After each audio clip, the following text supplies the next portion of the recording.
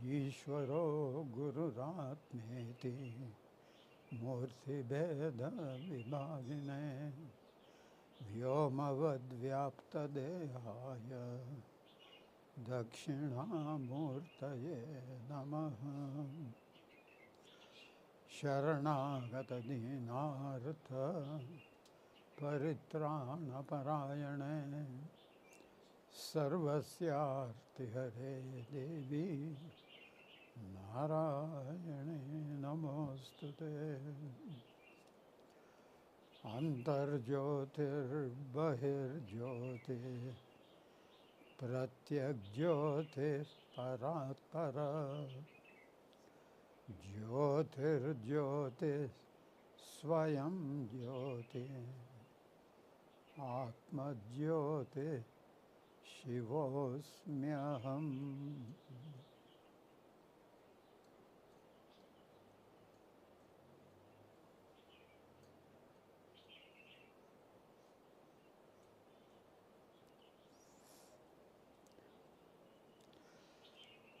जय दुर्गे।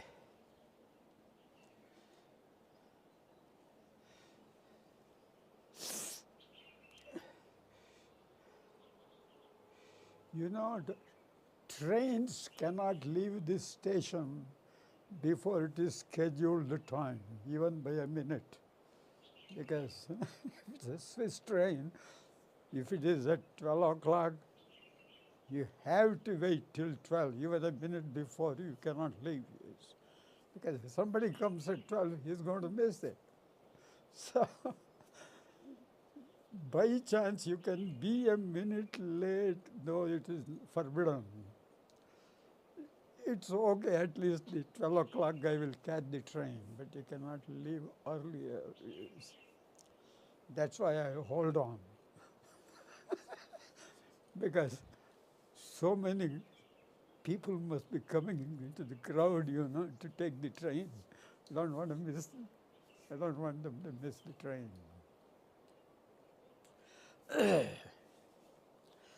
But before I start anything, let me read at least one chant to do justice to Vasishtha. Kalpana cha kalpananta muktata yadakalpanam yetacha bhoga samtyaga purvam siddhyati nanyata. Let me see what the translator says.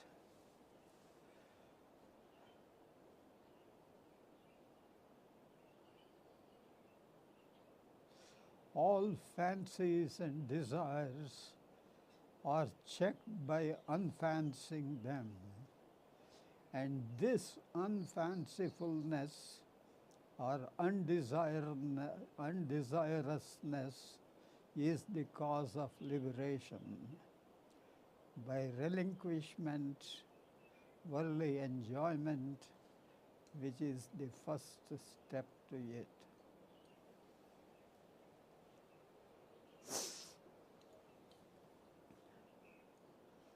Kalpana cha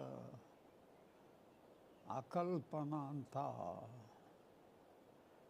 muktata yad akalpanam yetacha bhoga santyaga purvam siddhyati nanyata. Kalpana is fancying, or imagination, or thinking. And cha, akalpananta, or unfancifulness, or not fancying things. Muktata, freedom. Yad akalpanam, which is the unfancying it or unimagining it, which is the freedom. Yetacha, this thing, bhoga santyaga purvam, by relinquishment of the bhogas, you accomplish it nanyata. There is no other way.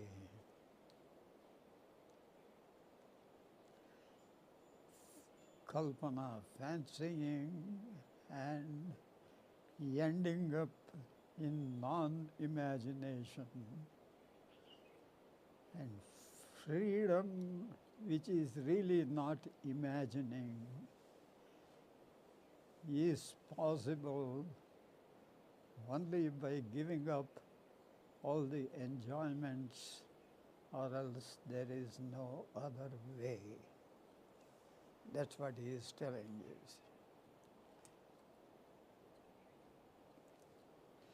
All fancies and desires are checked by not fancying them.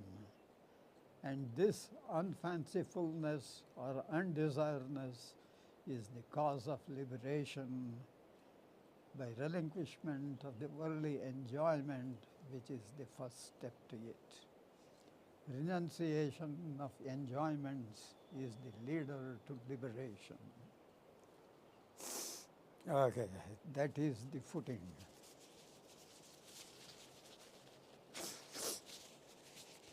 Okay, we will come to it.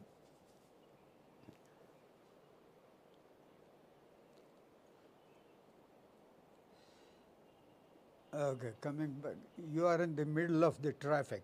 We are on the highway, we are going. So you have to catch it up, and hopefully you will get it. And if you don't get it, you don't lose anything, because I'm just rambling. So nobody misses anything if they don't get it. Yeah. That's the one thing to learn in life also, I think. You know, life is meant for living, and if nothing happens, so what? Nothing happened. In any case, nothing happens. Philosophically, nothing happens, so it doesn't matter. Okay, we will continue with our traffic. We were in Paripurnananda's kutir, myself, and of course actually it was Durganand who had to stay there, but I used to practically stay with him in his, because somebody had to be there, so I used to be there with him. And then of course we had this yajna or fire ceremony that he did, which is really against, though the rules may not have, they might not have any constitution in the ashram, but still it is not a proper thing to do in an ashram. Yes.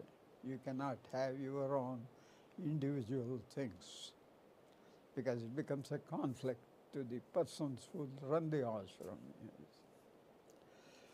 So, but that would not get into Swami Durganand's head, because he was working for the president, the boss of the universe, his mother.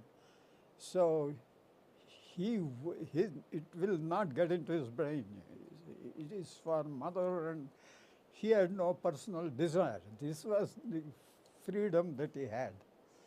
You know, all of us have an axe to grind, but he had no axe to grind, you see. So it was complete free mind, you see. He was doing it for God, so he said, what is the problem? I'm doing the yajnas just for the sake of pleasing the Supreme.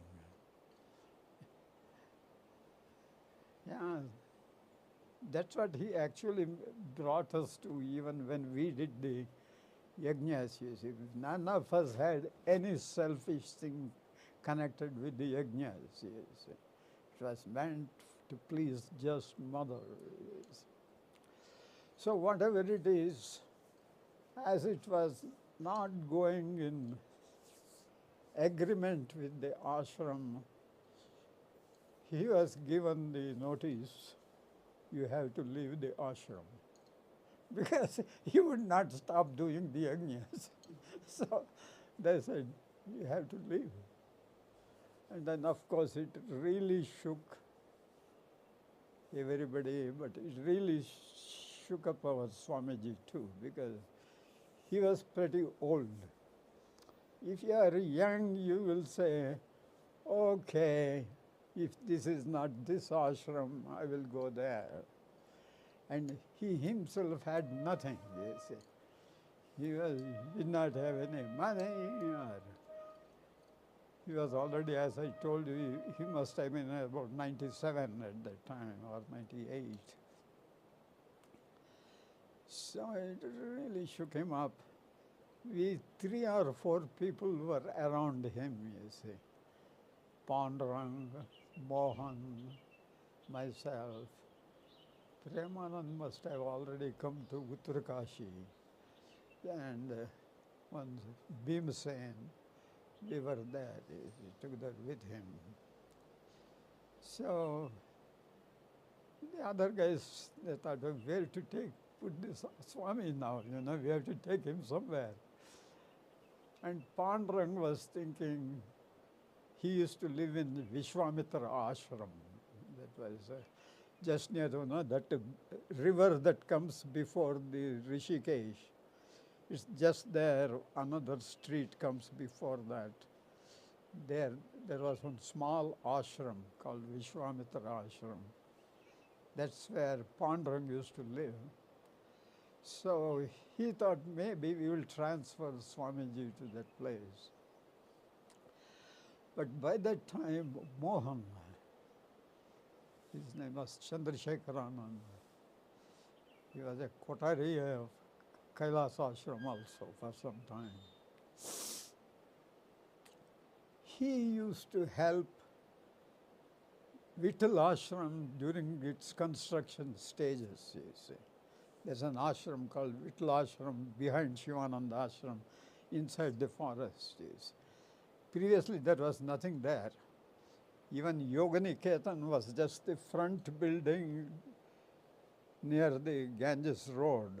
That was the building that Swami Vyasdev had, you see. But afterwards it was all just fields. And then they had built Vittal ashram, you see, the Vittal Mandir, and that was 2 or 3 buildings they had built. And actually at that time even the Vittal Mandir was not completed. Because as I remember, we did, after Swamiji went there, we did the Kumbhabhishekam for the Vittal Mandir. Yes. So Mohan asked the head of the Vittal ashram if Swamiji can stay in Vittal ashram. Where could he stay? There was a thatched hut. It was made up of these, these sticks, adusas, these branches, with all that. And it was just a thatched cottage that the workers who used to construct the building, he used to stay there, one Sohan Singh. So uniquely, for his sake, they had made a small kutir. Hut, it was just a hut. And a tin shed, tin was there, and this thatched hut. And Swamiji could stay in that hut. And we thought, okay, any shelter was very welcome for us, you see, because he can stay somewhere. All that you need is a shelter. So when the head of the ashram agreed, we moved next day to the place, you see. And then they thought, who is going to stay with this Swami? So ultimately, they asked me to come and stay. And of course, I had no other work, so it was okay. So I could come, and so I stayed with Swami Durgananji in that hut. You see. And then, of course, he will be still doing, of course. We did different types of pujas or some other things. And he used to teach me some Vedas, you see, at that time. He started teaching Rig Veda or some things. And nobody would teach Vedas, you see. Vedic is regular Samhita. But Swami Durganand knew that, he had read. So he wanted to teach, and I was ready to learn. And because there are more stories with that, but we'll stick with this. And every time you finish a mandala, there are God says 10 mandalas are there in Rig Veda Samhita. So once we finish reading, and the reading of the Vedas take place in a system that is called a Santa. Santa is the teacher will repeat the mantra once, and the disciple repeats it twice. And this is called Ekasanta. Because, and the rishis were very noted for what they called Ekasantagrahi. Because at that time, in the old times, there were no written books, you see. So the teacher will repeat, you repeat it back. So if you are lucky, you got it. And there were rishis who were so concentrated, it's all concentration. Ekasantagrahi, he repeats once, the students repeats it twice, he had it. He did not have to see the books, you see. Ekasantagrahis. And if people are dumb like us, there would be some little sluggish rishis too. For them, the teacher will repeat it 3 times. You think he's going to repeat 100 times? No. He will repeat 3 times, he will repeat. And you would have repeated it twice for each, so 6 times you would repeat. So you would have heard it 9 times, you see. The brain would have heard it. And that is complete initiation, you see. So by the time the people would get it, the rishis got it. Because it was all oral. And of course, this is where we got sidetracked by Durganand, you see.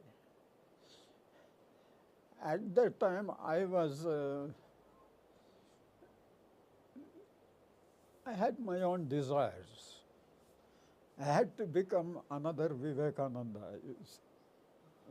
You are a Swami. Why do you want to be a small Swami? Yeah, you want to become a big Swami. And Vivekananda was at that time, even now he is famous, he really did a lot of work. So we thought he was a model, if you have to aim at something. So we thought we have to become Vivekananda, but most probably not Vivekananda, but a little higher. Oh yeah.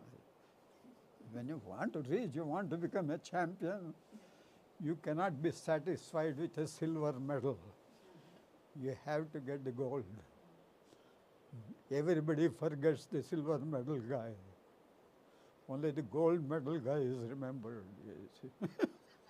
So, our desire was to study. You have to become a scholar. And that's the one desire that Swamis were allowed. Other desires, you don't tell anybody. You keep it in the room.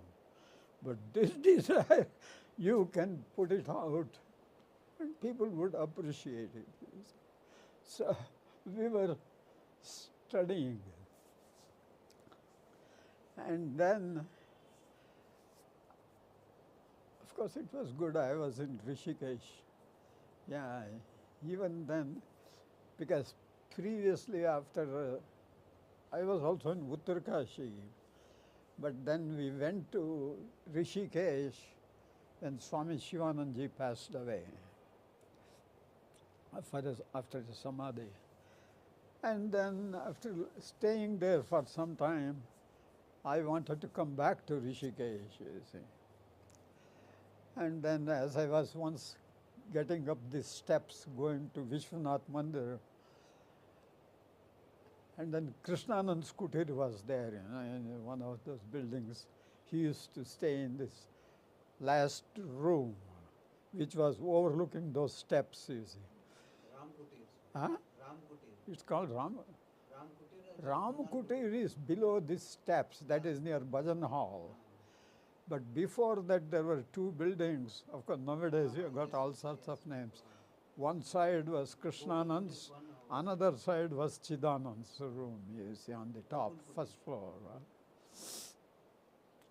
And Swami Krishnanandji was on the balcony, standing. And as I was coming up, he said, "Hey, what are you going to do?" Krishnanand, he said, because we all had come, all the old disciples, from the ashram, they all had come at that time to the ashram, you see. Even Shardanand had come from Gangotri, you see. He never leaves Gangotri. Even he had come down when Swamiji passed away. And he said he is going to serve Swamiji for a year. He said, I will stay put in the ashram and serve for a year, and then I will go back to Gangotri. So as I was coming, he said, hey, what are your plans? What are you going to do? I said, I'm going back to Uttarkashi, Swamiji. He said, why do you want to go to Uttarkashi? I want to study.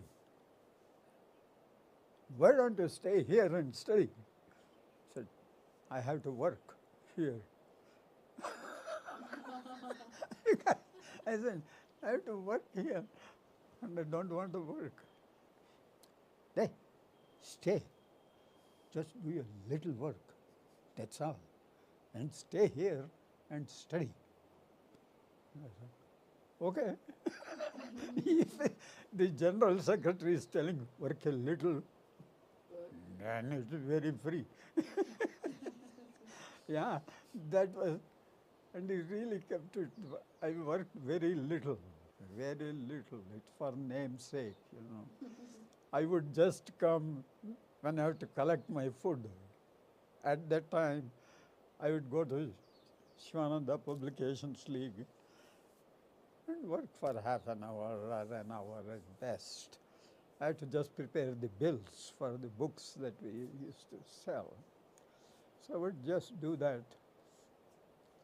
And nobody imposed on me anything. It must have been Mother's grace. It must have been Mother's grace. Because when Shardanand, as I was there, when we were doing the Publications League, Shardanand took over the administration of Shivananda Publications League. And Shardanand was very strict. He wanted everybody who works in that department to be morning there, after chai pite, after you drink tea, you must be present at 7:30 or whatever time he had. They had to stay there till 11 o'clock, till the langar bell goes on. And then again in the afternoon they had to come. And I thought, oh man, now I'm going to be in trouble. But Shardanand was so nice. I don't know what mother had done to him. He never said anything to me. I would just come at 10 and leave at 11. Shardanand was so nice. So we were studying this grammar. I used to study grammar with one Swami Vishuddhanand. He was This all happened. It was just fortune. Because there were two or three very great scholars in Rishikesh at that time. And for the grammar, there was one Kerala Vishuddhanand, and this was a Bengali Vishuddhanand. These two were the topmost. And of course, Swami Tirthaji was there in Kailas, who was said to be the perfect one. And some class was going on. Actually, even that did not happen.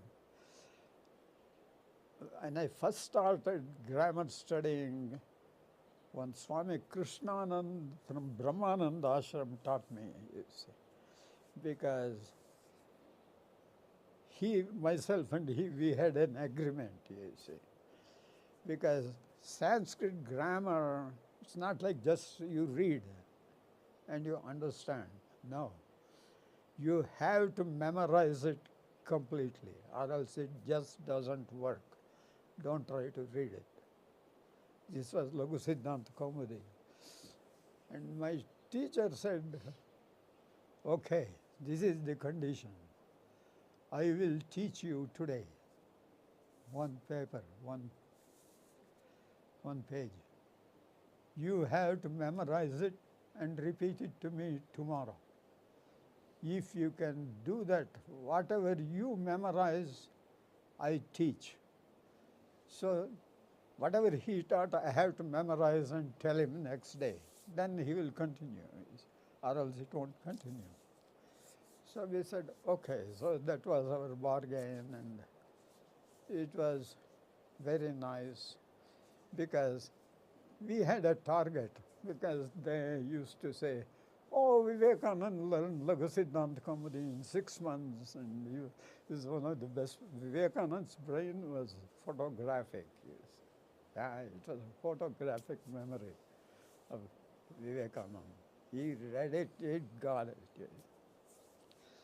And I thought, okay, so this was the challenge. Now I have to finish also in 6 months. So Krishnanand was ready and we did it. And that was okay. So once I had finished that, I heard that this Vishuddhanand was also teaching. And this was so lucky, because to study in that atmosphere was very difficult. It's not available. Because Swami, at that time, where Dayananda Ashram is now, there was just all these pine trees or something, and we used to call it tapu. And there were 2 or 3 thatched huts, cottages were there, in one of which Swami Vishuddhananji used to be staying. This is just on Ganges bank, you see. And we would study because it's difficult to get such an environment. We used to sit on the sand. Yeah, it was just like the old times, which is studying. He did not have anything. There was this box, wooden boxes or packages. So there was one box he would keep, and on that he would keep the book. And we would all put some bori, sacks, gunny bags. And we would sit on the sand, 3 or 4 of us, and we would study. And Vishuddhanand himself, after we all sat, he would just come and sit, and he will close his eyes. He never looked at us. He never looked at the book too, because he was an expert. He's very nice. He would just sit and teach, and once the class is finished, that's it. You won't say a word. He was considered a virakta. Yeah, a very great. He used to live on Madhukari. He would go at 1 o'clock or so to the city or to the homes there and collect his bhiksha. You see. That's how he lived, Vishuddhananda. And actually, to give you an example of how his mind was, because during the rainy season, the Ganges would come up, you see, where this cottage is. And usually every year they had to get away from this cottage, and if they had to rebuild, put some more sticks or whatever they had to do. Once the flood was pretty nice, good flood. And then, of course, he had this charpai, cart with the ropes and other things. He was sitting, and this flood water has come, and he is sitting there, and the water is there, you said, the charpai is there, and he's sitting, and the flood water is coming through, and the Ganges is rising, you see. So his students, they said, Swamiji, this is dangerous now, because this charpai also, she will take it away. And he is sitting there, you see. Mataji ko le jane hone se le jane do. If mother wants to take me, she can take me. I said, man.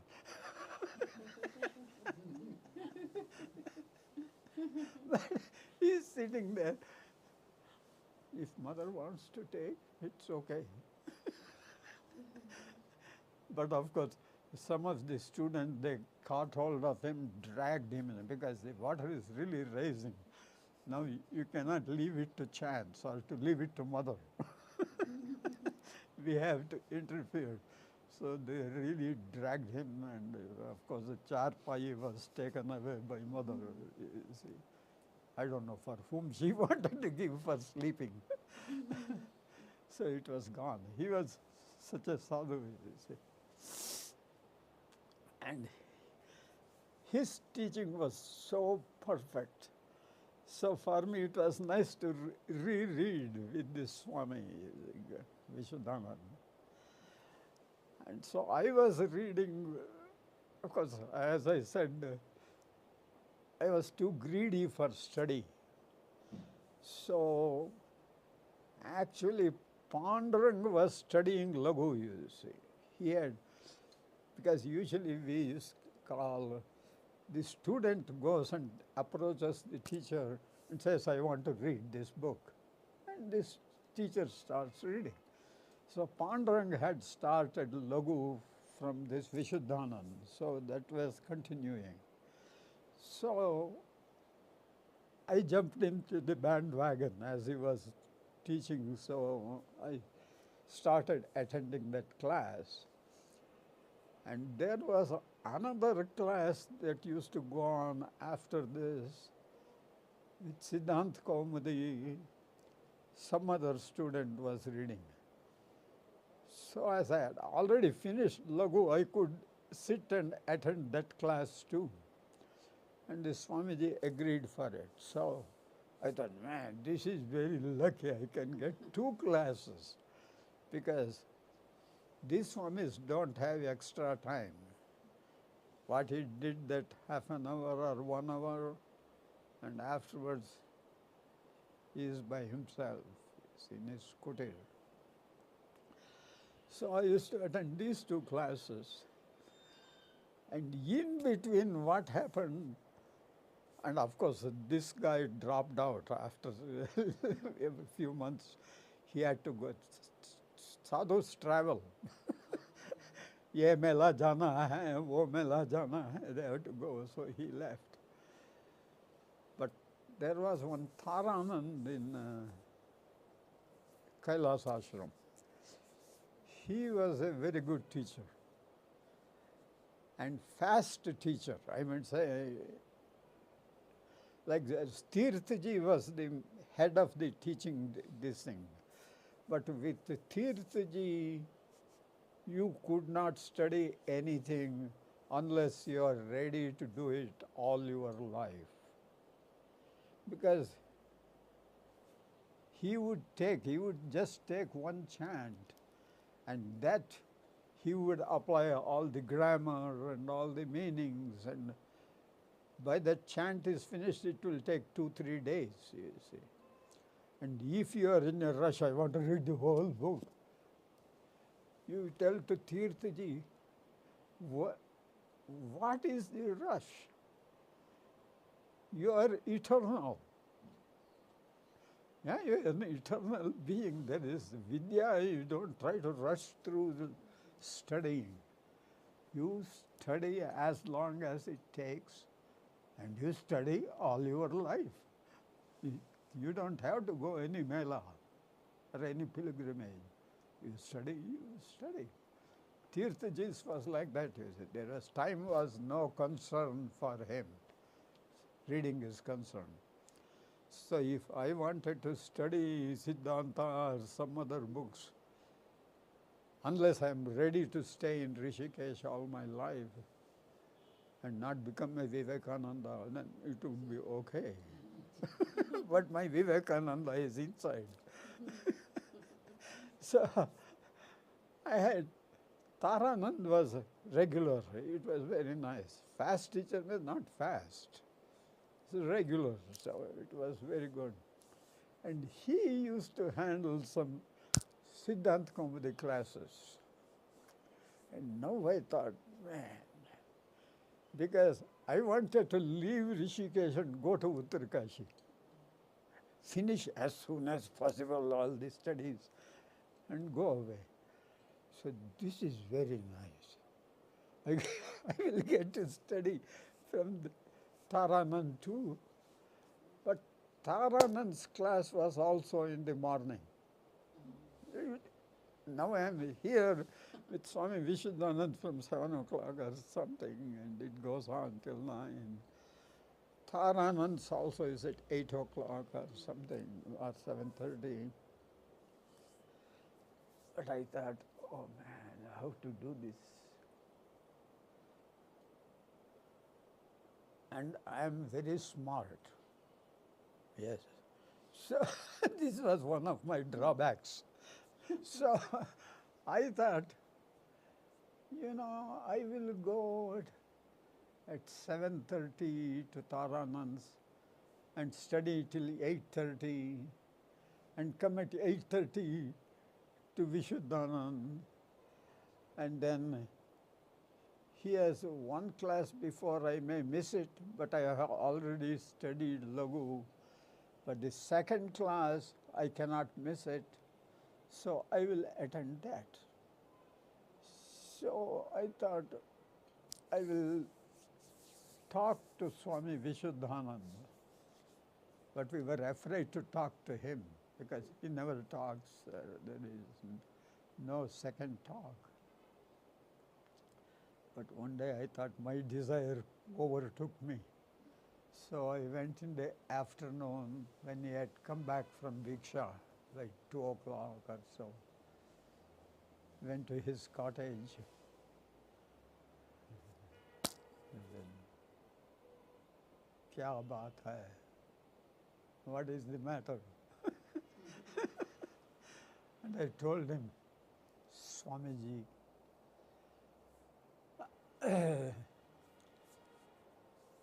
there is Taranandji is conducting one class on Siddhanta Kaumudi Purvardhan. He was starting the class, you see, it's at the beginning of the book.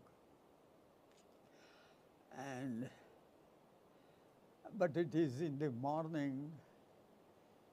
If you would permit, I would like to attend that class, and after that class I will come and study the Uttararda, the second portion of Siddhanta that you are already teaching and I am attending. And no, that was not the thing. It was not the grammar. Taranandji had started Brahma Sutram. Yeah, this was the problem. Yes, now I remember. Taranandji had started Brahma Sutram in the morning. And because my desire, that's the final book, you see. And Brahma Sutra takes 2-3 years for them to learn in Rishikesh from anybody. It takes a long time. So I had thought when I'm studying grammar, I can study Brahma Sutras too, these 2-3 years it can take. So this is a blessedness. So I thought I should go and read that book.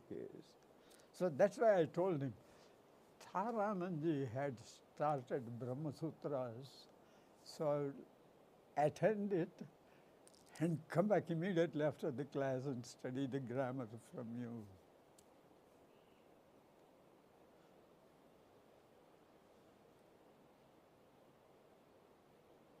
अच्छा, जब ब्रह्म का जिज्ञासा हो गया, शब्द ब्रह्म से क्या करना है? Did not say Shabda Brahma, he said something. It was very nice. When you have got desirous of knowing Brahman, what is the use of grammar? व्याकरण से क्या करने का है? It is useless. You are just trying to understand the words. Whereas this is Brahman. So when your desire to know Brahman has sprung up, no use of this word, delving into this grammar, you see, to understand the words. व्याकरण से क्या करने का है? ऐसा बात नहीं है Swami ji, that's not the path. I thought I could read, I could attend that class because he has started, but then I like to read from you because, of course, every teacher would have a desire also to teach. Because if I stayed with him, Vishuddhanand would teach Brahma Sutram. He would need some good students too. But I was trying to jump the wagon. So, when I said, even second time, he just said, ब्रह्म का जिज्ञासा जब हो गया तब व्याकरण से क्या करने का है? That's it. He knows sentence second. It is done. That means I could not attend these classes anymore.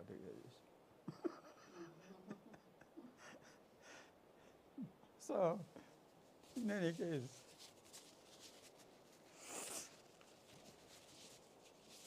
I started the Brahma Sutram, which also I did not complete. It did not happen. Yeah, because in between where I was coming was this Ekasantagrahi.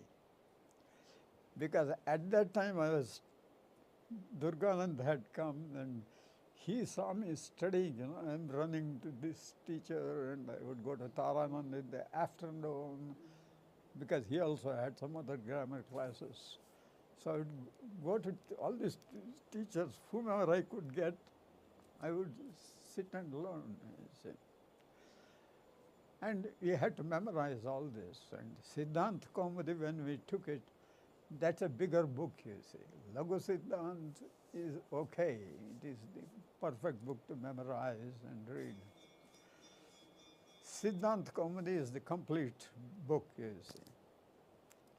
Lagu Siddhanta is an abridged version of the Siddhant Kaumudi, a shorter version.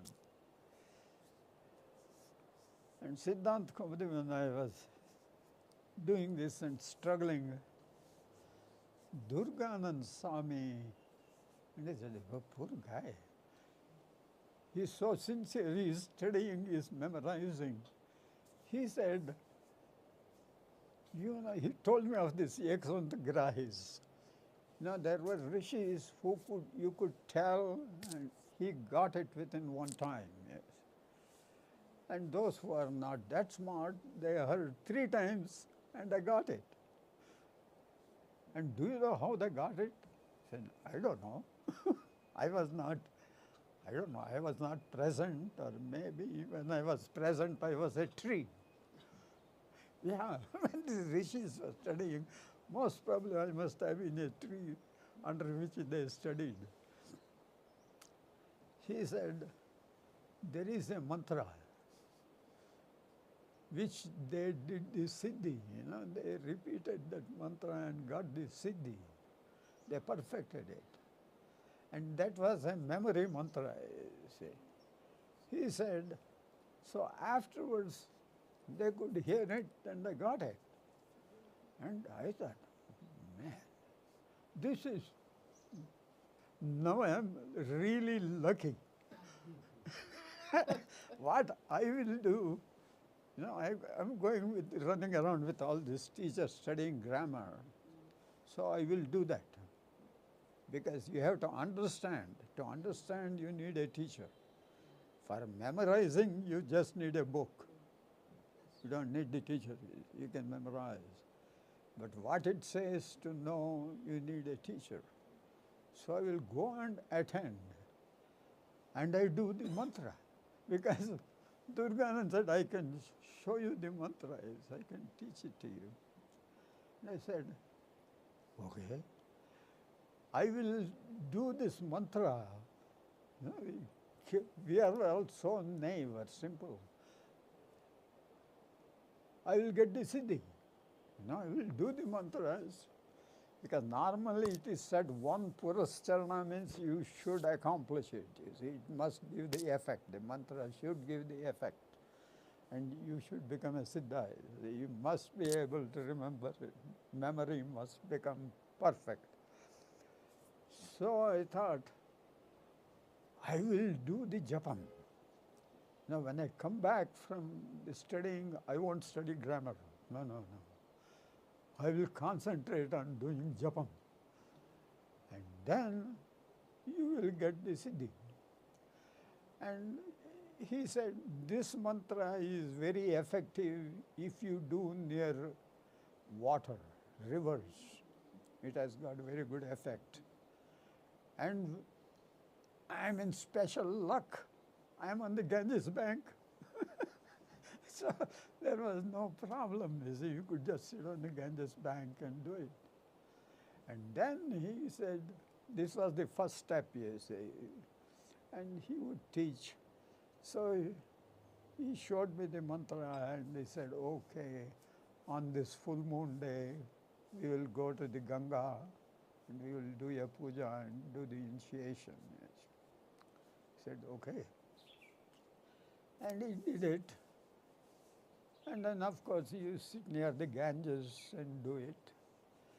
But then it becomes a little problem, all the way to come from your room to the Ganges and do these things. Because he said that what the book says is it should be done near a river, and water. So water means we think river or a lake. Water doesn't mean it should be a river. You need to do it near water. Actually, we were so lucky, and in front of Paripurna's kutir, there was a water tank. I don't know, is there a water tank behind Vaikuntadam even now? No, it's not there. Yeah, that was old time, they had to store water. Now you have the water system. Yeah. So there was a water tank. So, and the water tank was not up there, it was at ground level. So it was very easy for us to sit on the water tank. You do. Yeah, mind can find ways. Dharma sukshmas, these are. So you sit on the water tank and do the japam, yes. And then slowly, even that becomes, mind says, you have to go to the water tank from the room. Yes. No, you don't need to go to the water tank. You keep a cup of water. Man, God must be thinking, these people can trick me anyhow, you see. You have to keep near water, no? That's where all the Brahmins, Panchapatra is the main requisite, you see. First thing, if any Brahmin, when he's there, is that Panchapatra, that copper pot that he has in the spoon. So you have that, keep the water, you are near the water, you do your japam. Yes.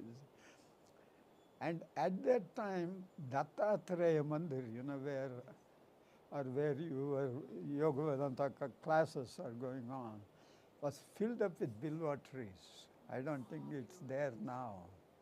There were so many bilwa trees at that Bilwa place. trees are there, Swami. Even now? Bilwa trees backside. Yeah. And then Swamiji had told us, gives double effect, triple effect if you sit under a bilwa tree and do it.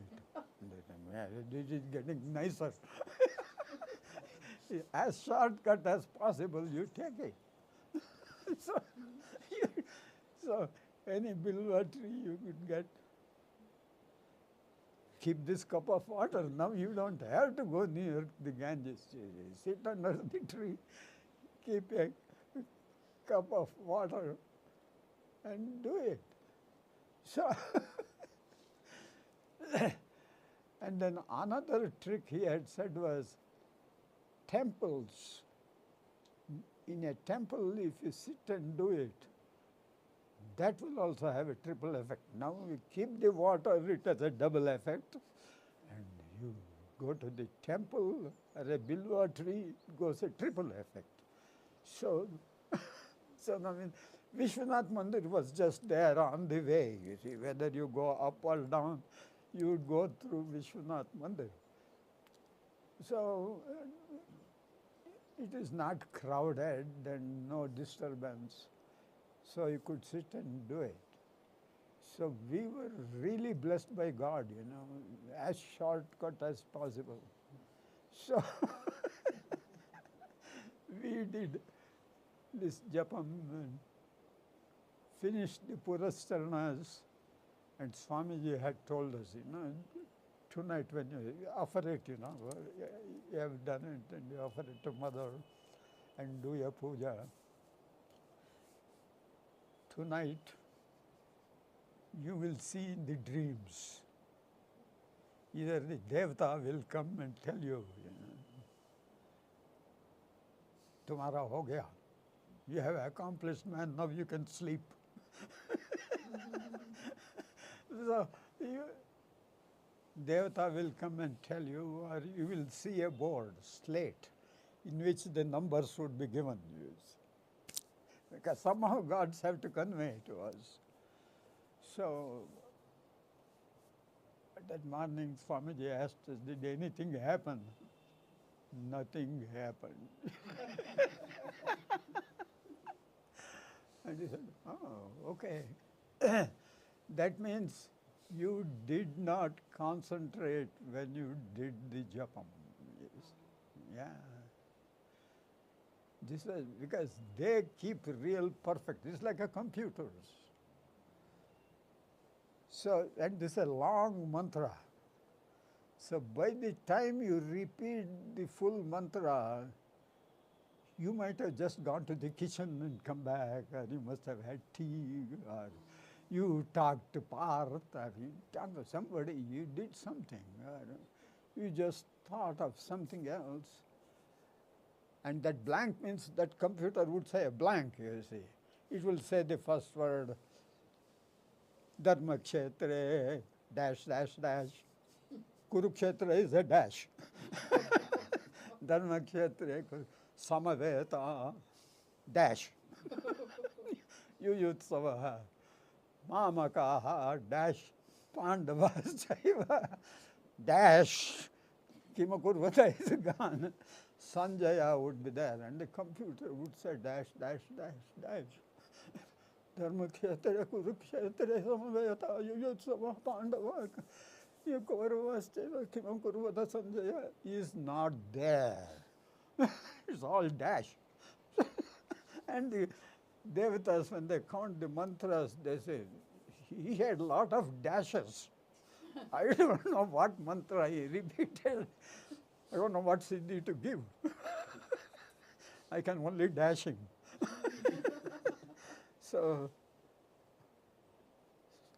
then Swamiji said, it doesn't matter. We will do another Purusharna, so what? Yeah, so we do it again. And of course he initiated also, he wanted to give it more reinforcement. He actually did 9 times his initiation. We would go every month on the full moon day and he would initiate us in that mantra. He said, get it, we will do it. And we thought, this old man is ready to come all the way from the top of the mountain to Ganges and do it. So we did it. This was the Ekasantagrahi. Of course, even this one during as it went on, as we were doing the meditations, now our mind, this was the trick he really used. Our mind slowly changed. Because now it is getting into meditation and God, you say. Previously it was grammar and books and reading. Now slowly when he's speaking, he says, what is most important is God and meditation. So our mind also has shifted. Now the mind did not want this and this. It had no connection with this and this. Or reading grammar. My grammar had dropped because Vishuddhanandi dropped, and I went, of course, to the Brahma Sutras. I won't tell you today. Tomorrow I'll tell you how Brahma Sutra dropped. That also had to drop through a story, you see, that left. But it started with meditation. He had to slowly sidetracked us from all the readings into the Supreme, you see. And because our desires had gone to become Vivekananda or Ramatirtha or Paramahamsa Yogananda or anyone. You want to become something. You want to become famous. That was gone by that time, you see. That's what happened. Whatever siddhis we got or not, it accomplished its purpose. It took away my desires. Like what he is trying to tell, relinquishing the desires is the way to liberation. It had accomplished it indirectly in my very pursuit of my ambition, you see. Because you started enjoying this sitting, you see. So slowly this drive left me. And we will see how Brahma Sutra dropped, because this is Brahman himself. You cannot drop Brahman, but it went away. But that mantra really put me into meditation, you see.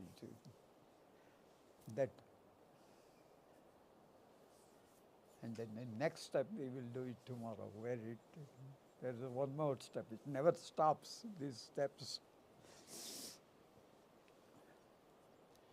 Om Sarvesham Swasti Bhavatu Sarvesham Shantir Bhavatu Sarvesham Purnam Bhavatu Sarvesham Mangalam Bhavatu Sarve Bhavantu Sukhinah Sarve Santu Niramayaha Sarve Bhadrani Pashyantu Ma Kaschid Dukkha Bhag Bhavet Om Asato Ma Sadgamaya Tamaso Ma Jyotirgamaya Mrityor Ma Amritam Gamaya Om Purnamada Purnamidam Purnat Purnamudachyate Purnasya पूर्णमादाय पूर्णमेवावशिष्यते। ओम शांति शांति शांति। ओम परब्रह्म परमात्मने नमो नमः। यथाशक्ति वेदपारायणं समर्पयामि। ओम तत्सद्ब्रह्मार्पणमस्तु। हरि ओम तत्सत्। ओम।